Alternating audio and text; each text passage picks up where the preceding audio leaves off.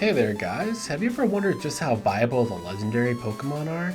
I for one grew up believing that all the legendaries were super powerful, but now with recent legendary releases, I'm starting to think less and less of their power. Without having certain additional items to aid them in battle, they just aren't worth it. That is why I am challenging each legendary Pokemon in their respective games to see if they can beat their game without any aid from additional Pokemon or items in battle. For this challenge we will be using Lugia, the diving Pokemon. That is literally what he is classified as by Cerebi.net.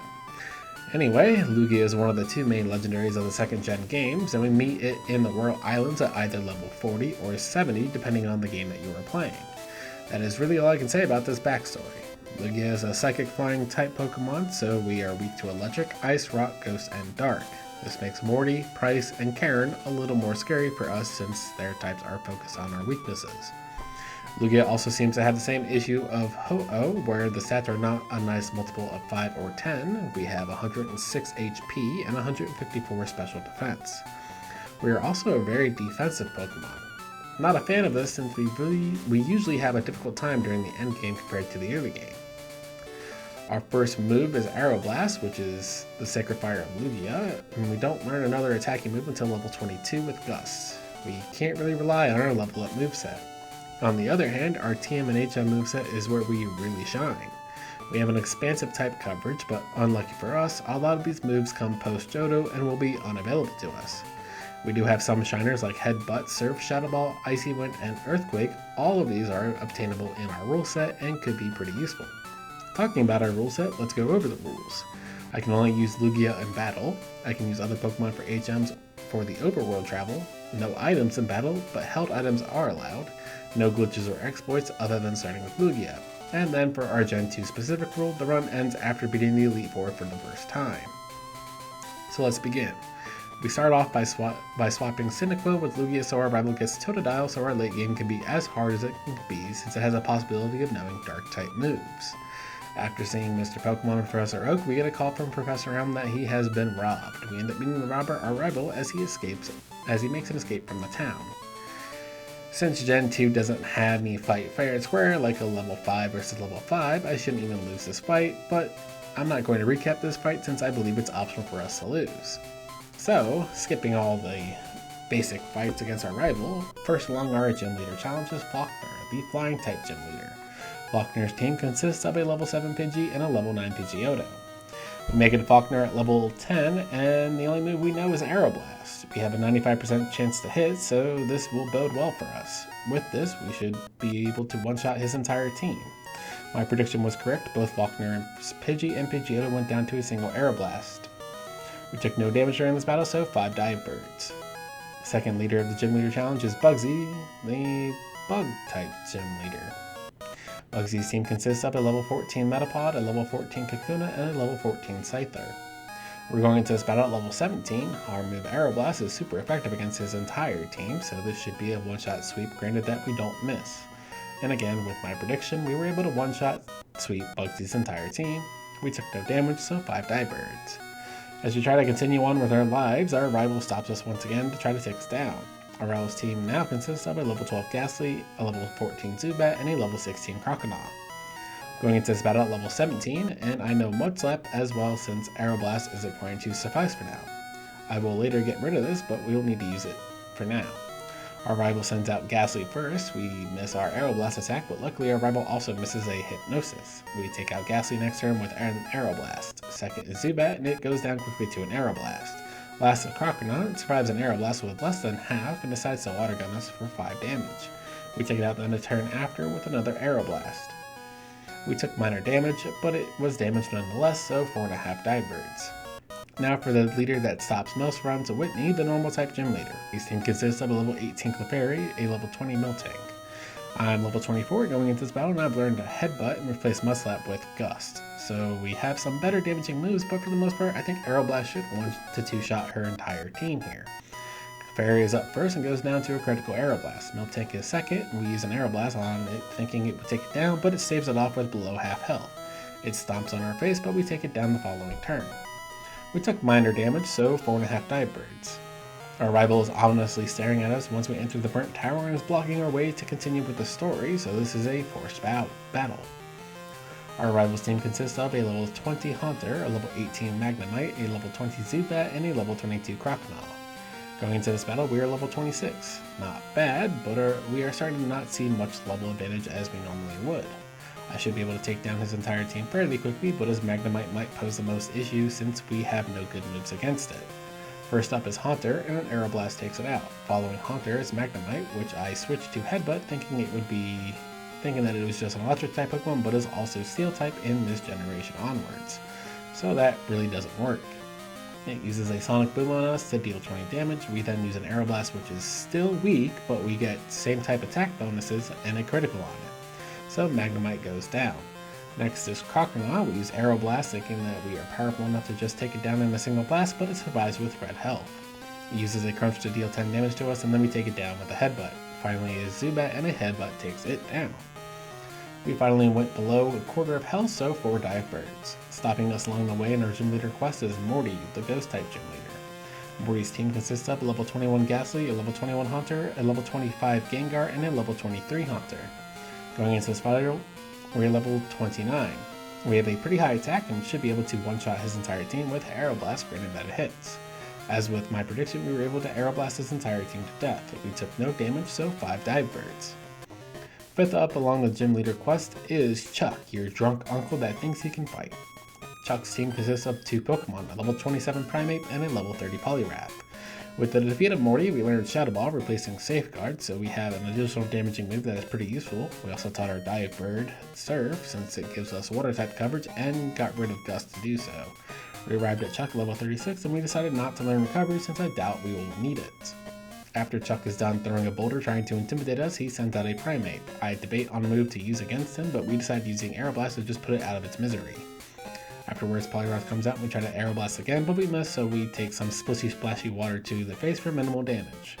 Afterwards, we use Aeroblast to sweep it away. We took very minimal damage, so 4.5 Dive Birds. The male version of Lorelei, Price, is the Ice-type gym leader in our next step in the gym leader challenge. Price's team consists of a level 27 Seal, level 29 Dugong, and a level 31 Piloswine. Going to this battle, we are level 41, so we have a 10 level advantage, but even with that, our low attack score is not going to give us the easy one-shot kill against his entire team. Well, my prediction was incorrect. We actually one-shot swept his entire team using Aeroblast. I managed to crit Piloswine, so maybe that is why? We took no damage, so 5 Dive Birds. The next Steel-type Pokemon got their own gym leader Jasmine, and she really knows how to clink into place. Jasmine's team consists of 2 level 30 Magnemites and a level 35 Steelix. Going into this battle, we're level 41. I switched out Headbutt with Icy Wind, so it is one of the 2 ice moves that we can learn and will be useful against Lance in the end. For Jasmine here, I think we will use Icy Wind to take down her team. First up is Magnemite, and we use Icy Wind thinking it would be effective, and it wasn't, so we get paralyzed by Thunder Waves, and slowly we are whittled down to very little health by both Magnemites and ultimately finished off by Steelix's critical Iron Tail against us. Jasmine is a tough one. I tried this fight so much, twice at each level, and just couldn't do it.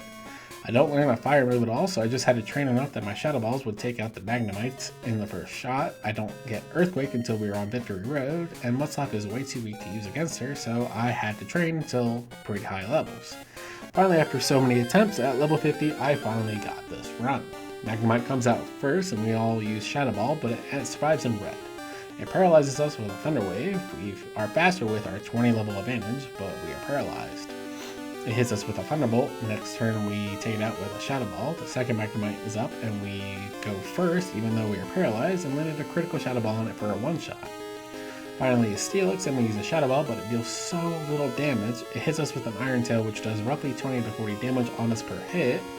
If we don't take it out quickly, we are sure to lose this. We switch to Aeroblast, and same type attack bonus and high power move deals about a third of his HP to Steelix. It hits us with another Iron Tail, bringing us to 85 HP. We landed a critical Aeroblast for the win. We lost countless times.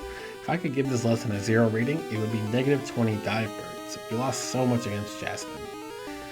As we try to stop the Team Rocket invasion of the Radio Tower, our rival stops us to fight. Our rival's team now consists of a level 30 Golbat, a level 28 Magnemite, a level 30 Haunter, a level 32 Sneasel, and a level 32 Feraligatr. Due to our poor performance against Jasmine, we are super over-leveled for this battle at 52. We should be able to one-shot sweep his entire team with Aeroblast except his Magnemite that is going to survive.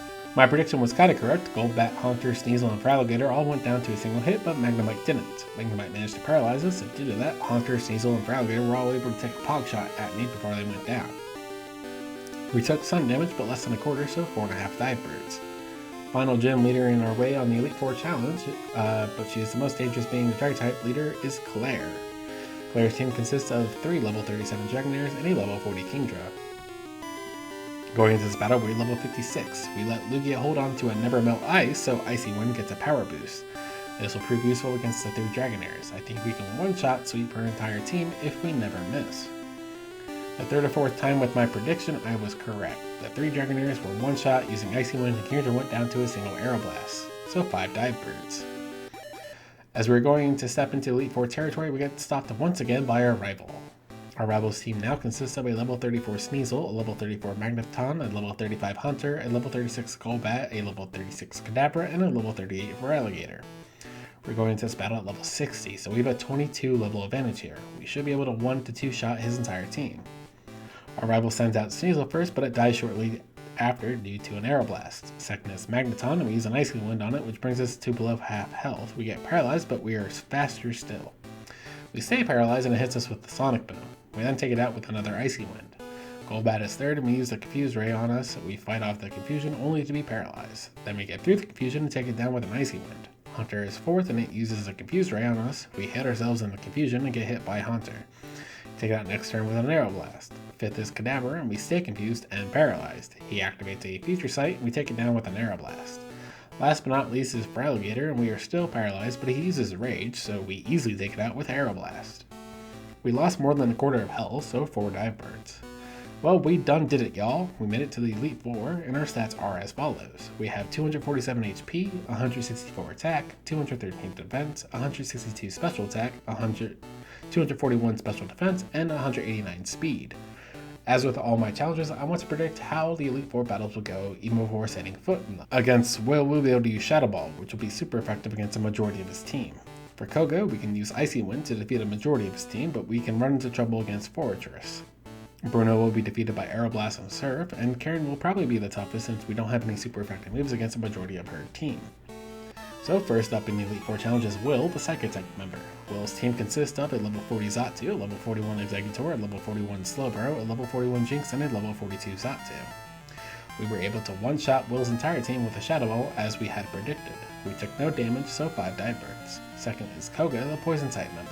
Koga's team now consists of a level 40 Ariados, level 43 Fortress, a level 42 Mach, a level 41 Venomoth, and a level 44 Crobat. This battle definitely did not go the way that I had thought it would. Ariados came out first, and we used Icy Wind to bring her down to yellow, and it used a Baton Pass to bring out Fortress. We used Icy Wind against it, thinking it would deal decent damage, but it didn't, and it used Swift against us, but it did very little damage. We used a Shadow Ball, and it did a bit more damage, but not a lot. We got hit with Swift again. We then used Surf to see how much it would deal, and it took out Fortress. For the rest of his team, we used Icy Wind to take them out. Muck was able to survive for a bit and almost hit us with a Toxic, which would have been a game changer. We ended up winning, but not after using a ton of moves. We took damage, but very little, so 4.5 dive birds. Third is Bruno, the fighting rock-type leader, who still is shirtless and in a magma room. Bruno's team consists of a level 42 Hitmontop, a level 42 Hitmonlee, a level 42 Hitmonchan, a level 44 Onyx, and a level 46 Machamp. Hitmontop is up first, and we used Aeroblast to take it out. Onyx came out second, and Surf took it out. We took out the rest of his team with Shadow Ball on Hitmonchan and Aeroblast on Hitmonlee and Machamp. We took no damage during this battle, so 5 dive birds. This fight is literally against a Karen, the Dark-type leader. Pokemon were ahead of their time. Karen's team consists of a level 42 Umbreon, a level 42 Vileplume, a level 45 Gengar, a level 44 Murkrow, and a level 47 Houndoom. Umbreon came out first and went down to Aeroblast. Murkrow came out second. Since it is a flying type, we used Icy Wind to take it down. Houndoom came out third and went down to a Surf since Houndoom is fire type. Gengar is fourth and went down to Aeroblast, and finally Vileplume went down to an Icy Wind. We actually had more type coverage for this battle than I had originally predicted. We took no damage this battle, so 5 dive birds. And here we are at the last battle of the challenge, against Lance, the Dragon-type champion who took over after Red left. Lance's team consists of a level 44 Gyarados, a level 47 Dragonite, a level 46 Aerodactyl, a level 47 Dragonite, a level 46 Charizard, and a level 50 Dragonite. Going into this battle, we are level 63 and have a pretty good type coverage against Lance. Gyarados will be the hardest to take down, but the rest we can easily take down with Icy Wind or Surf.